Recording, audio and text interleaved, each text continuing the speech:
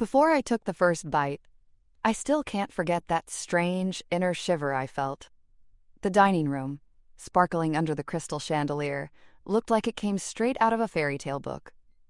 The long walnut table was filled with elegant porcelain plates, crystal glasses, and wine. But in the center of this perfect decor, the salad plate handed to me especially caught my attention, more than anything. Sitting at the head of the table, my mother-in-law Margarithi, as usual, sat up straight, her eyes probing me. The faint smile on her face said more than her words ever could. "This," she said gently, "is a special recipe I learned from a Michelin-starred chef. I made it just for you." Her words should have seemed like an olive branch. Finally, after all these years, this woman who never truly accepted me had made a place for me. But something inside whispered that there was more to this gift than it appeared. My husband Lucas, sitting next to me, was deeply immersed in business talks with his father, too busy to notice the small battles at the table. As usual, to him the tension between his mother and me was just oversensitivity. The salad plate truly looked flawless. Pomegranate seeds in every color, almond slices, and a golden sauce drizzled over it. But the smell, yes, that smell. It was light yet sharp, almost with a chemical undertone that made my nose twitch. It wasn't rotten or spoiled. On the contrary, it was a bit too carefully done. I examined the plate, took a few leaves with my fork, and held it in the air. Meanwhile, my sister-in-law Amelia, sitting across the table, had already finished her salad. With confidence, she raised her wine glass to her lips, satisfied with leaving me behind in some race. She was the golden child of the family. Always one step ahead, always appreciated. Margarithi's voice echoed in my ears. "Try it, sweetie. I made it just for you." Her voice was too smooth, too calculated. I brought the fork to my lips as if to please her, but hesitated. My gaze flicked to Amelia's plate, then back to mine. And in that moment, an idea sparked in my mind. Pretending to reach for my napkin, I subtly shifted in my seat and swapped the plates in a moment of distraction. Amelia was still talking about a success in her professional life, drunk on the proud looks from her father. Margaritha, however, had noticed everything. Her eyes flicked from my plate to the new plate in front of Amelia in a split second. When our eyes met, I returned the same vague smile. It was as if this was her game, and I had now learned the rules.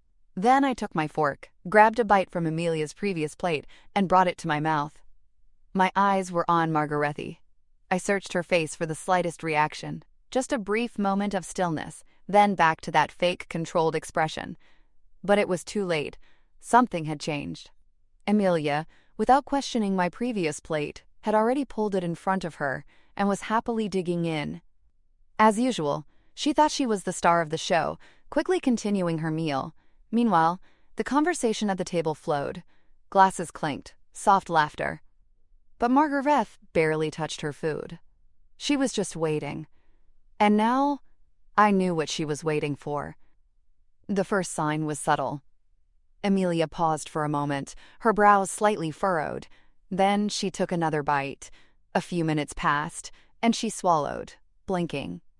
She reached for the water to clear her throat, but her hands were slightly trembling. When Lucas finally turned his attention to the table and asked, "Are you okay?" Amelia nodded lightly. "It's a bit spicy. Just a little weird." But her voice was tense. Her face was turning pale, and sweat was beginning to bead on her forehead. Suddenly, she shoved her chair back quickly, the screeching sound scraping against the floor, and bolted toward the bathroom next to the kitchen. All that was left behind was silence. As everyone's eyes followed her, I slowly picked up my water glass and turned to Margarethe. This time, my smile was genuine. "The salad was really amazing," I said sweetly. "I should get the recipe." Margarethe didn't say anything, but her eyes... Yes, those eyes were now saying everything. The ominous silence still lingered in the room. The light from the crystal chandelier no longer seemed elegant, but now cast a disturbing brightness over us. Margarethe, without letting go of her glass, turned her head toward me. Her smile remained, but the calculation in her eyes had become visibly apparent. She had encountered a move outside the strategies and plans she had controlled all her life. And this time, she was facing not just a daughter-in-law, but an unexpectedly cautious player. Lucas, noticing the weight of the silence, straightened up in his chair. "Let me check on Amelia," he said. Just as he was about to stand, Margaretha, almost reflexively, but with perfect timing, interjected. "Don't worry, darling. She just got a little excited. She probably hasn't eaten anything all day." Her voice was wrapped in its usual warmth, but I immediately sensed the hardness underneath. This wasn't just a mother's concern. It was an attempt to regain control of the table. Lucas hesitated. His eyes flickered between his mother and me. His lips parted, but he found no words. Finally, he sat back down, placing his hands on the table. I slowly took a sip from my glass of water and looked at Marguerite. This was a declaration of war. The masks had dropped. Words were unnecessary. She knew. I knew. At that moment, muffled sounds came from the kitchen. Amelia was vomiting. In an instinctive move, everyone at the table turned toward their plates, the clinking of forks and knives breaking the silence. But no matter how hard they tried, the sound continued to echo in the background. Everyone's throats were tight. Everyone knew this wasn't a coincidence. But no one spoke. Not yet. After a while, Margaretha slowly put her wine glass back on the table. "Did you like the salad, Nora?" she asked. The slight emphasis on my name carried something that shadowed the simplicity of her question. She already knew, but she wanted to hear it. She was seeking my confession that I had played my role in her scene. I relaxed my shoulders. "Yes," I said simply and clearly. "It had a really nice aroma. Especially the last note. The bitterness. Quite striking." Marguerite put on that familiar smile that seemed genuine but carried no emotion. "Trying new ingredients can sometimes surprise the body," she said. "It doesn't always suit everyone." It was a threat wrapped in elegance. The conversation stopped. Charles Lucas's father looked at us over his glasses. As usual, silent, but this time his expression seemed a bit different, as if he was aware of everything. But he still wasn't ready to say anything. He was just observing, measuring, weighing. Suddenly, the kitchen door opened and Amelia returned to the living room. Her face was pale, her makeup smudged, her lips dry. Her eyes scanned everyone, finally locking onto mine. She didn't approach me. No, she just looked. There was something in that look and decision, questioning, but also the echo of broken trust. It stood before me like an unsolved equation. Margaretha immediately stood up. "Sweetie," she said, taking a step toward her. "Come here, what happened to you?" She reached out her hands but didn't touch her. She was only playing the role of closeness. But in her eyes, I saw something else. Disappointment. Yes, the salad had affected Amelia, but she was sure I was the target. Her plan had been ruined. The worst part was, she knew I was the one who did it, but she couldn't prove it. Amelia lightly shook her head. "Something didn't feel right," she said in a low voice. My heart started racing. My hands went numb.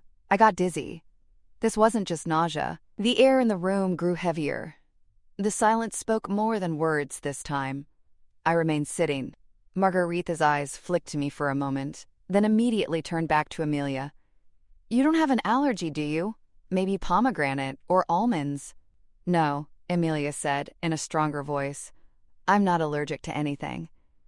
This time, it was Charles who spoke. "I think we should still see a doctor," he said. "Such a sudden reaction. It should be taken seriously." His voice was soft, but the underlying tone was firm. He, too, was aware of something. Amelia paused for a moment, then turned to me. Her eyes were dull but observant. "Did you feel anything? You ate the same salad." Our eyes met, and in that moment, I made my decision. I wouldn't lie, but I wouldn't tell everything either. "No," I said gently. "I'm perfectly fine." At that moment, everything changed. Margaretha's eyes narrowed. Charles bit his lip. Lucas, meanwhile, lowered his head and clutched his coffee cup, as if that cup was a refuge from the reality of the world. Amelia took a deep breath, then left the room without saying a word. This time, she was silent, but the void she left behind echoed as loudly as a full explanation. Margaretha looked at me. For the first time, there was a sort of respect in her eyes, a mix of anger and admiration. but also unease, because this game was no longer silently played, and I had won the first round. After the door closed behind Amelia, the dining room grew cold. It felt as though the space that once shone with grandeur had turned into a stage where only shadows echoed. The silver candle holders in the center of the table seemed to have lost their light. Margarethy's lips parted as if she was about to say something, but no words came out. In that moment, silence spoke. Even though the truth had not yet been spoken, everyone at the table could hear it. There was a look on Lucas's face that was hard to notice but familiar to me. Doubt. He felt that something was off, but the pieces hadn't come together in his mind. His belief in his mother's infallibility, in their comfortable world, was still intact. But that belief must have been cracking from the inside, because neither she nor I were the same anymore, and he sensed that change, maybe unintentionally. Charles slowly got up from his chair. "Margaretha," he said, his voice polite but carrying an obvious weight. "Can we talk for a moment?" Margaretha looked at him, then at me. After a graceful nod, she agreed. They left the room together. When the door closed, only Lucas and I were left. Lucas fixed his eyes on me. It was as if he was searching for an answer but didn't know what question to ask. "Didn't it feel strange to you?" he asked finally, his voice slow and fragile. I shrugged slightly. Sometimes the body can react unexpectedly to certain things. "Like Margarethy said." Lucas shook his head. "But you didn't eat. You didn't eat that salad. Why?" Here was the thin line starting. Telling the truth. That Margaretha had tried to harm me, but Amelia had accidentally been the target, could shatter this family. But staying silent was just as dangerous. So I chose my words carefully. There was a strong smell. I couldn't be sure. Maybe it was an allergy, maybe instinct. I can't really explain it. My voice was calm, but enough to make him feel something deeper beneath it. Lucas lowered his head, his jaw clenched. "I know my mom has never been warm toward you." His eyes turned to me. "But you don't think she could have done something like this, do you?" A brief silence. "What do you think?" I asked, returning the question to him. He didn't answer, because the dilemma inside him had not yet been resolved. That night, the house was buried in silence. Margaret and Charles continued their conversation upstairs, behind closed doors. Amelia had retreated to her room. Late into the night, mine was the only room still lit. At some point, the door gently tapped. When I opened it, the person standing before me was the last one I expected, Amelia. Her face was tired, but there was a kind of clarity in her eyes. "Can we talk?" she said quietly. I nodded and invited her inside. Amelia sat on the chair by the window. Her hands were clasped on her knees. She didn't speak for a while. Then she said, "My mom said something." Her voice almost a whisper. "She wanted to talk to me tonight." "What did she say?" I asked, keeping my voice as neutral as possible. "She blamed you," she said. "She said you were being manipulative, stirring things up in the family, making plans to harm me." I closed my eyes for a moment. This was a classic move. Another version of the game Margarethy had expertly played for years. Isolate the enemy, turn everyone against them without losing control. "And you?" I asked, searching her eyes. "What do you think?" Amelia avoided my gaze. "I don't know, but—" Her eyes turned back to me, this time clearer. "If you had eaten that salad, do you think my mom would have dwelled on it this much? Would she have been so concerned? Or would she have let it be?" She paused. The sentence hung in the air. The answer was clear. Margaret couldn't stomach the backlash from her plan. And now she was trying to reshape the closest one to her own daughter, to control the damage. Amelia stood up. Her eyes were staring out the window at the garden, but her mind was much deeper.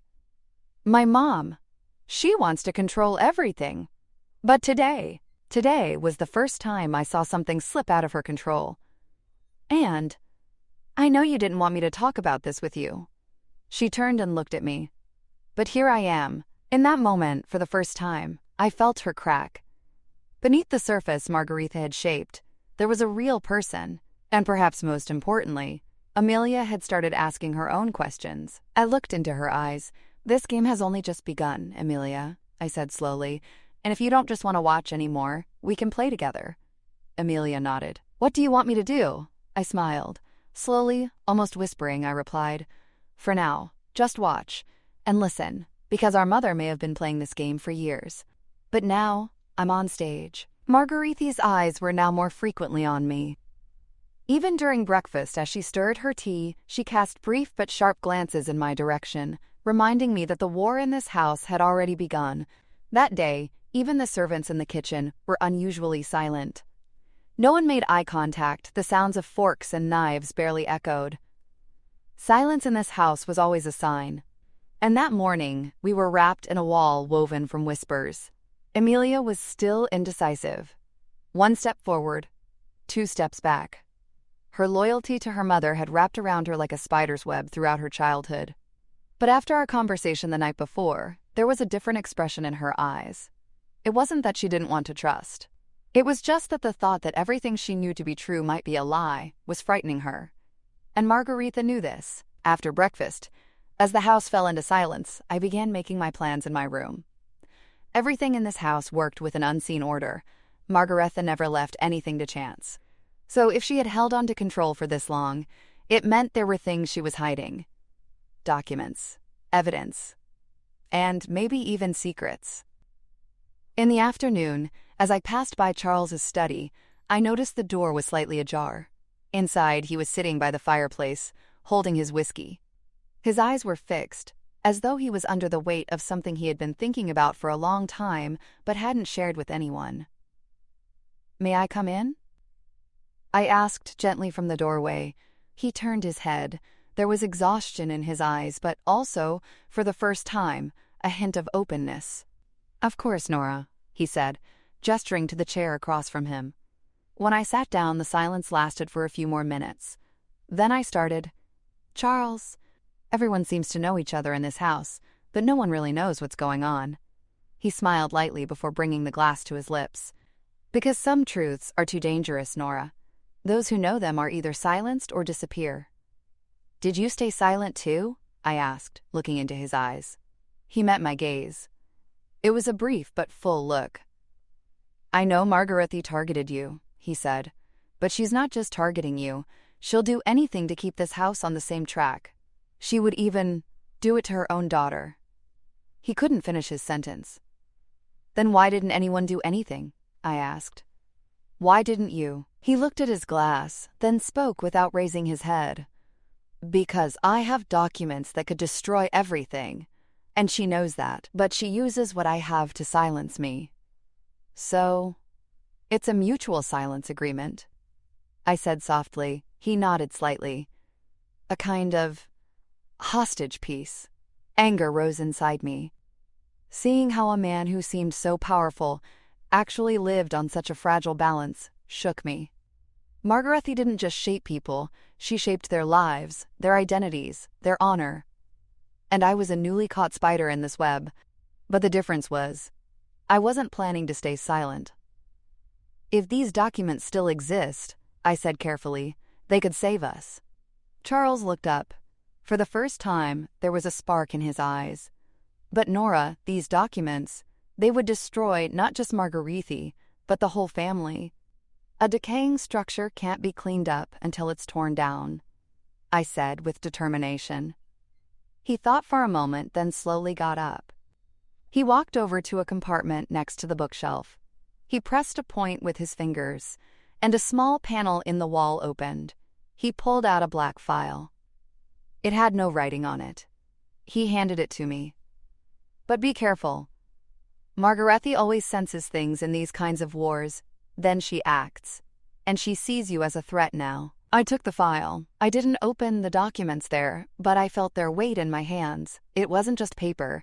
It was the weight of years of silence. As I returned to my room, someone was waiting at the corner of the hallway. Amelia. Her face was pale. Her eyes were locked on the file in my hand. "What's that?" she asked in a trembling voice. I paused. Then I answered slowly. "The first layer of the truth." She stepped closer. "Mom knows. She knows we talked. She knows everything now." Something in me froze. "What did she say?" "She warned me," she said, looking away. "She told me not to trust you. She said she would destroy you." I swallowed hard. "And what did you say?" Amelia thought for a moment. Then, for the first time, she looked me directly in the eyes and whispered the word no. This no was not just an answer. It was the first step taken against Margaretha. The single word Amelia spoke no echoed through the cold stone walls of the corridor, as if someone who had been silenced for years had finally found their voice. The hesitation in her eyes hadn't yet turned into resolve, but there was something else now. Confrontation. She was beginning to realize that the world she had built for herself had actually been shaped by her mother's stories. This awakening had always been Margaretha's greatest threat, because once a compliant mind begins to question, it becomes the enemy. I returned to my room with the file in my hand. I locked the door behind me. In that moment, I knew what was coming. Margaretha wouldn't let go that easily. The contents of the file were not only the foundation of her power, but also the evidence of how she had bought silence from others. Offshore accounts, screenshots of threatening messages, documents about family members' past mistakes. Each one in itself was a tool of silencing. I carefully went through them, photographed them, and created a digital backup. This was no longer just mine. It was the key for anyone who wanted to escape Margaretha's shadow. The next morning, the atmosphere in the house seemed normal, but beneath it, a storm was brewing. Margaretha sat at the breakfast table, reading her newspaper, sipping her tea, but there was a subtle tension in her hands. Her gaze was more controlling than ever. She studied me, then Amelia, carefully. But her real focus was on Lucas, because Lucas was her last fortress. If she lost him, she would be truly alone. After breakfast, as the servants cleaned up, Amelia approached me and whispered in my ear, "Are you ready?" I nodded slightly. "Yes. Tonight." Our plan was simple but risky. That night we would sneak into Margaretha's private room, her study, a place she frequently visited. Charles had told me there was a locked safe there. His silence was his desperation. But now, it wasn't about him being silenced. It was about him needing to be freed. Amelia knew how to access the encrypted safe her mother had hidden since childhood. "It's her mother's birth date," she said. "She bases everything on it. She's obsessive." As midnight approached, the house fell into silence. Lucas was asleep in his room. Charles was on the balcony with his whiskey. Amelia and I carefully passed through the living room and reached Margaretha's office. When we opened the door, the air inside felt different. It was as if the walls were keeping secrets. Everything was meticulously arranged. A flower vase on the desk, a crystal clock on the side. Amelia pointed to the section where the safe was. When she pushed aside a painting on the wall, a hidden panel appeared. Her hands trembled as she entered the code. But once it was correct, a clicking sound was heard. When the safe opened, there was more inside than we expected. Hidden camera recordings, personal notes, some audio recording devices, and most importantly, personal files about family members. Every weakness, every flaw carefully documented in each file. Just as we were reviewing the documents, the door hinge creaked. We both turned our heads. Margaretha, if you enjoyed this story, don't forget to subscribe to our channel and like the video. You can turn on notifications to stay updated on new stories. Please share your thoughts with us in the comments. We truly value hearing from you. We'll be waiting for you in every new video.